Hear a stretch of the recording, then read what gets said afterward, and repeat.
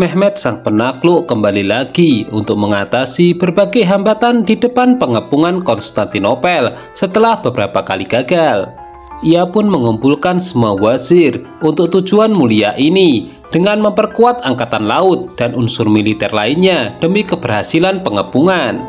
Kemudian muncullah satu nama yang dipercaya untuk urusan satu ini, yaitu Komandan Baltaolu Sulaiman. Kilas balik menceritakan bahwa Sulaiman kecil bernama Ciro dan memiliki saudara Rizzo. Ciro beruntung diasuh oleh pemerintahan Utsmani, sementara Rizzo dibawa pelaut Venesia. Ciro tumbuh menjadi anak yang sangat pemberani hingga diubah namanya menjadi Sulaiman dan taat kepada Islam. Hal itu berbanding terbalik dengan adiknya. Meskipun sama-sama pelaut hebat, ia lebih memilih Kristen dan memihak dalam penjarahan. Hingga pada suatu waktu, Sulaiman mendengar kabar Rizzo yang ditawan oleh perompak lalu menyelamatkan nyawanya. Momen ini sekaligus menjadi titik balik pertemuan keduanya, lalu kemudian melakukan kesepakatan untuk berjalan berdampingan. Kembali ke istana, atas referensi dari Candarli, Sultan Mehmed tertarik untuk mendatangkan kedua orang itu karena akan ia beri tugas penting. Sementara itu, kondisi Konstantinopel tidak mengalami banyak perubahan. Rakyat terus diperas pajak untuk kepentingan perang. Platon yang merupakan duta besar Kaisar Konstantinos merasa miris dengan keadaan ini dan meminta dihentikan. Protes juga ia layangkan langsung kepada sang kaisar. Jika terus begini, maka rakyat akan memusuhinya. Konstantinos mengatakan jika ia tidak punya pilihan. Platon menyarankan agar sang kaisar menghidupkan kembali senat dan memanggil kembali notaras yang diasingkan. Namun hingga detik ini Konstantinos belum setuju dengan alasan sang pengkhianat tidak akan memberikan banyak dampak. Sementara itu, kejutan besar terjadi di mana Orhan ternyata masih hidup dan kini Mustafa berpihak kepadanya. Dia beralasan jika telah dibuang oleh Sultan Mehmed dan bermusuhan dengan Candarli, yang notabene dianggapnya sebagai munafik karena berpihak kemana-mana. Namun tentu saja Orhan tidak mudah percaya dengan Mustafa begitu saja, ia akan mengujinya. Kilas balik memperlihatkan anak buah Ali B yang bernama Sadi ternyata pengkhianat. Ia bisa dibeli oleh Orhan untuk menyelamatkan nyawanya. Dia kini diberi tugas untuk mengumpulkan orang-orang yang mendukung Orhan. Sementara itu, Rizzo diajak Sulaiman untuk menghadap Sultan dan menyatakan kesetiaannya. Dan sebagai tugas awal, Sultan memerintahkannya untuk mengelabui Konstantinos yang sebelumnya merupakan atasannya. Setelah dia berangkat, Sultan memberitahu orang-orangnya bahwa ia juga sedang mengujinya dan dia tidak akan bekerja sendirian. Sultan pun mulai menanyai Candarli mengenai keponakannya yang bernama Khairuddin yang baru kembali dari pendidikan. Di sisi lain, salah satu aginci terbaik, Saltuk, sedang dipingit ibunya karena kakinya yang terluka. Hingga pada suatu peristiwa mereka tiba-tiba dibegal. Saltuk menunjukkan keterampilannya dengan menghabisi mereka semua. Hal itu menunjukkan bahwa aginci ini sudah siap untuk bergabung dengan teman-temannya kembali, dan ia memohon restu sang ibu dan diizinkan. Berpindah ke harem, kehamilan Gulsah mendekati hari kelahiran, namun dia tetap giat bekerja. Ia beralasan jika sekarang adalah masa persiapan perang. Marahatun sempat menasihati, namun ia juga tidak bisa berbuat apa-apa atas keinginan Gulsah sendiri. Sementara itu, anak buah Ali B memata-matai Sadi yang meninggalkan Konstantinopel. Saat itu juga Ali B memerintahkan anak buahnya untuk ikut bergabung memburu pengkhianat di pihak mereka. Sulaiman menasihati Rizzo bahwa mereka harus setia kepada Utsmani melanjutkan perjuangan sang ayah. Menurutnya, tugasnya kali ini tidak mudah, namun jika berhasil, itu akan menunjukkan dedikasinya. Sementara itu, Candarli memanggil Khairuddin, keponakannya yang ia sudah anggap sebagai putranya sendiri. Dia tampak begitu antusias ketika mendengar akan diberi tugas oleh Sultan Mehmed. Namun Candarli tidak henti-hentinya berpesan bahwa keselamatan diri sendiri paling utama. Di harem, Bahar Hatun merasa tersinggung ketika Marahatun berencana menghadiahkan kaligrafi nama Mustafa untuk bayi Gulsah, padahal belum diketahui apakah laki-laki ataukah perempuan. Marahatun lantas menasihatinya agar tidak takut akan masa depan. Namun setelah kondisi kondusif, tiba-tiba ketika makan bersama, Bayazid mengungkapkan bahwa ia ingin menjadi putra satu-satunya sultan. Tentu hal ini mengusik ketenangan semua orang. Pada kesempatan yang lain, Balibe dan Hamzah dipanggil sultan, yang mana dia membuat keputusan yang kontroversial mengangkat Hamzah sebagai B. Rumelia. Balibe sangat tidak senang bagaimana bisa pengkhianat mendapatkan kehormatan seperti itu. Namun Sultan Mehmed sendiri sepertinya punya alasan. Buktinya ia juga mengingatkan Hamzah akan pengkhianatan. Bahkan ia juga memberitahu Jahanos bahwa ia akan tahu pada waktunya nanti. Dan seperti yang sudah kita ceritakan di awal tadi, Rizzo adalah pengkhianat. Ia sangat setia kepada Konstantinos. Semua tugas yang dibebankan Sultan kepadanya akan ia rubah menjadi serangan balik.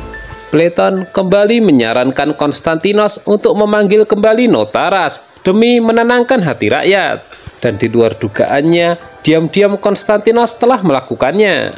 Saat ini kita diperlihatkan keadaan Mora, di mana Notaras berlindung di balik Demetrios. Dia masih menyimpan dendamnya untuk mengambil alih tahta, namun itu sepertinya mustahil.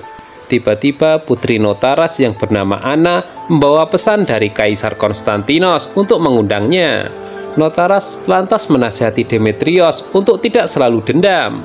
Lagi pula apapun yang ia lakukan demi Bizantium, bukan kekuasaan. Sementara itu, Sadi yang sedang dalam perjalanan bersama orang-orangnya, tiba-tiba tapal kudanya lepas. Mereka bermaksud menemui pandai besi, namun sang pandai besi ternyata adalah Ali Bey atasannya. Sadi pun mengelak bahwa dia bukanlah pengkhianat, namun Ali Bey terlanjur murka. Koin emas pemberian Orhan ia panaskan lalu ia tuangkan ke mulut Sadi. Sementara itu Ishak Pasha ketakutan ketika secara pribadi dipanggil Sultan Mehmed. Dia diingatkan kembali jika ayahnya yang merekrutnya dan mustahil ia akan berkhianat. Dan di luar dugaan, ia justru diberi jabatan Anatolia B. Dalam keadaan masih tidak percaya, ia langsung dibebani tugas untuk mengumpulkan orang-orang yang setia kepada Sultan. Malam itu juga Ishak langsung curhat kepada Candarli. Ia justru ditertawakan. Menurutnya, ini bukan mengenai amanah, tapi Sultan sepertinya tahu sepak terjang Ishak sebenarnya. Ali Bey menunjuk salah satu prajuritnya yang setia, yaitu Osman, untuk mengemban tugas penting, yaitu memasuki Konstantinopel dan membunuh Orhan. Jelas ini sangat berisiko, bisa kehilangan nyawa, namun dia sanggup. Sementara itu, Balibe geram ketika Hasan dan Saltuk mempertanyakan keputusan Sultan menunjuk Hamzah sebagai Rumelia B. Mereka pun masih bingung bagaimana bisa pengkhianat diampuni. Khairuddin bersiap berangkat mengemban tugas Sultan Mehmed. Candarli berdoa untuk keselamatannya. Bahkan ia mengulangi pesannya untuk mengutamakan keselamatan diri sendiri. Duta besar Konstantinos yang sekarang yaitu Minato merasa gusar mendengar berita dari Platon bahwa Notaras akan kembali. Dari percakapan mereka kita diberitahu bahwa keduanya tidak pernah akur. Rizzo melapor kepada Sultan telah selesai berkomunikasi dengan Konstantinos. Namun dia tidak menyangka jika harus berbagi tugas dengan Khairuddin. Sementara itu di pihak lain, seperti yang sudah diprediksikan, Notaras disambut baik oleh rakyatnya karena sangat dicintai. Bahkan Konstantinos sendiri yang menyambut kedatangannya. Namun ada sesuatu yang janggal, dia sepertinya menyukai Anna. Ketika obrolan di meja makan, Konstantinos menugaskan Notaras untuk mengatur keuangan negara. Selain karena itu adalah keahliannya, Konstantinos ingin waktu yang lebih lama bersama dengan Anna. Selanjutnya ketika di tengah perjalanan, Rizzo mengajak Khairuddin untuk mengubah rute. Dan saat beristirahat di malam hari, Khairuddin menerima kabar dari anak buahnya bahwa Rizzo adalah pengkhianat. Dia lantas memerintahkan anak buahnya untuk segera kabur dan memberitahukan kepada yang lainnya. Sedangkan ia akan berusaha bertahan agar mereka tidak terkejar. Berpindah ke gerbang Konstantinopel, Osman dengan mudah memasukinya dengan atribut Sadi. Di sana ia langsung terfokus tempat kamar menginap Orhan. Sementara itu, Sultan Mehmed mengecek pabrik senjata untuk memastikan jika ia butuh banyak meriam. Saruja dan Tuan Urban mengatakan jika mereka memiliki stok yang melimpah, jadi tidak perlu dikhawatirkan mengenai misi dalam waktu dekat. Kembali ke harem, ketika Gulsahatun menemui Bahar Hatun, ia merasakan sakit pada perutnya. Sontak semua dibuat panik ketika Gulsahatun mengatakan jika ia siap melahirkan. Diam-diam, Zahanos diberi misi Sultan Mehmed menemui Demetrios. Dari informasi yang ia dapat, ternyata Riso adalah pengkhianat. Ia sangat loyal kepada Konstantinos. Sementara itu, Sultan Mehmed mengkhawatirkan kondisi istri keduanya. Hingga kemudian Marahatun memintanya tenang dan kembali ke kamar. Beberapa saat kemudian, datang kabar bahagia, putranya telah lahir. Dan sesuai harapannya, ia menyematkan nama Mustafa. Zahanos dengan berat hati memberikan tugas kepada Balibe untuk menyelamatkan Khairuddin, keponakan dari Candarli musuhnya. Balibe diminta untuk mempertimbangkan tugas dari Sultan dibandingkan dendam pribadi. Saat itu juga dia berangkat dan bertemu dengan salah satu anak buah Khairuddin dan memberitahukan lokasi keberadaan Riso. Padahal pada kenyataannya, Riso merubah rute dan menyiapkan jebakan. Setelah itu kita diperlihatkan bagaimana sepak terjang Osman. Ia telah mampu mendekati kamar Orhan. Namun ketika ia tinggal selangkah lagi menghabisi Orhan, tiba-tiba Mustafa menangkapnya. Orhan lantas menyerahkan pisau miliknya agar digunakan Mustafa untuk menghabisi saudaranya sesama muslim. Dan setelah Mustafa berhasil melakukannya, saat itulah Orhan yakin bahwa dia telah memihaknya. Sementara itu, Balibe dan orang-orangnya menyerang markas Riso. Namun itu hanyalah pengalihan, karena orang-orang yang mereka cari ternyata telah sampai ke tujuan. Di sisi lain, Riso memperingatkan komandan untuk memperketat penjagaan, karena anak buah Sultan Mehmed mengejar mereka. Saat ini harem benar-benar diliputi kebahagiaan dengan lahirnya Mustafa. Sultan pun secara khusus mengucapkan selamat kepada Gulsahatun.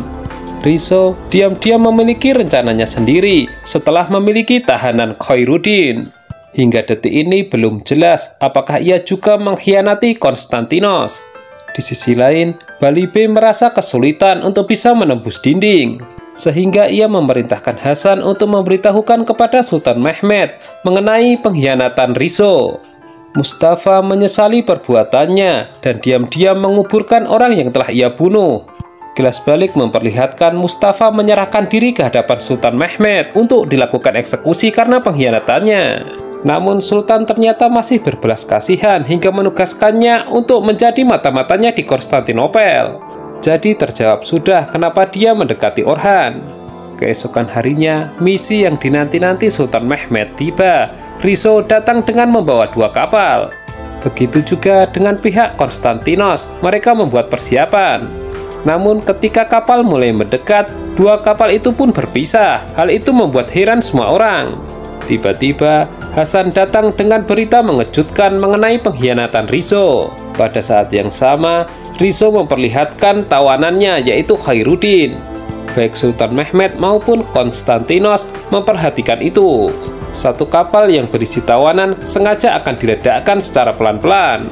Sulaiman merasa menyesal atas pengkhianatan adiknya, sedangkan Candarli dibuat panik akan nasib keponakannya sendiri. Sultan sebelumnya memerintahkan Tuan Urban untuk menembakkan meriam ke kapal tersebut. Namun di luar dugaan, Candarli mengambil alih tugas tersebut dan meledakkan kapal yang ditumpangi oleh ponakannya sendiri. Tentu ia tidak punya pilihan, sebab cepat atau lambat, kapal itu juga akan meledak. Sultan menenangkan Candarli, sementara Konstantinos juga terlihat kecewa.